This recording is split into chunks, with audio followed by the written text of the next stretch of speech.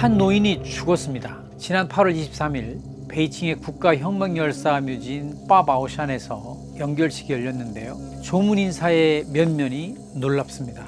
시진핑 국가주석, 자오르지 전인대 상무위원장, 왕후닝 정협주석, 당시 벨라루스를 방문 중이었던 리창 총리를 제외한 권력 서열 7위 인사가 모두 나와 허리를 굽혔습니다. 도대체 누구의 죽음이었기에 최고 권력부가 총 출동한 것일까요?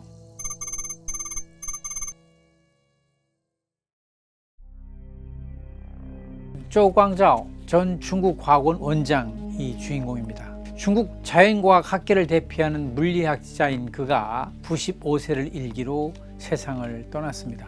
핵개발에도 참여했던 그는 입자물리학 분야 국제적인 연구 성과를 갖고 있기도 하죠. 중국은 최고 권부 구성원의 총 출동으로 과학자에 대한 존경과 애도의 뜻을 표했습니다. 살아있는 과학기술 인재에 대한 애정도 각별합니다. 지난 6월 시진핑 국가주석은 야오치즈 칭화대 인공지능학원 원장에게 개인 서신을 보냈습니다. 교육강국, 과기광국을 위한 귀화의 공헌에 감사드립니다 라는 내용을 담고 있었습니다.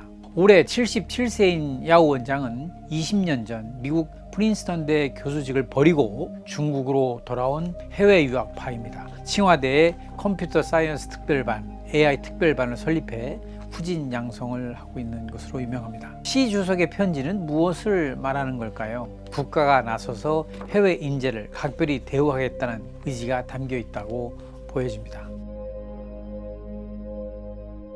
중국 지도자들은 매년 여름 허베이성 휴양지 베이다이허에 모여 정책회의를 갖습니다. 올 회의에는 58명의 학계, 석학이 특별 초청됐습니다. 대부분 과학기술 분야 인재였는데요. 올해 국가 최고 과학기술상을 받은 시에치쿤 중국 과학원 원사, 여성 우주비행사 왕야피 등이 눈에 띕니다. 칭화대의 야오치즈 교수도 참가했었습니다. 그들은 여름 휴양지에서 고위 당정 인사들과 토론하고 정책 건의를 하고 즉석 강의를 진행했다고 중국 언론을 전하고 있습니다. 지도부 인사와 과학자들이 어울리면서 스킨십을 늘렸다는 얘기죠. 이 모두 중국 당국의 과학기술 인재 육성 의지를 엿볼 수 있게 하는 사례들입니다.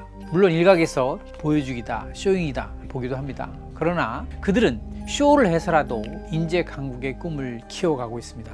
그렇게 정부와 학계, 기업이 연합해서 과학기술 경쟁력을 높이는 중국식 국가주도형 과학기술 발전 전략은 형성됩니다. 중국에는 만인계획이라는 프로그램이 있습니다.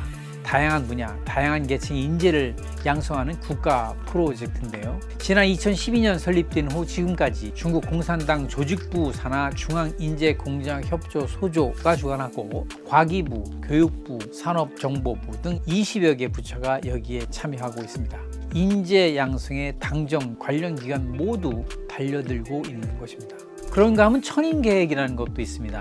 해외에서 활동하는 화인 과학자들을 중국으로 유치하는 전략인데요. 이 계획에 따라 영입되는 과학자들에게는 연구비 지원, 주거 및 자녀 교육 지원 등의 다양한 혜택이 주어집니다.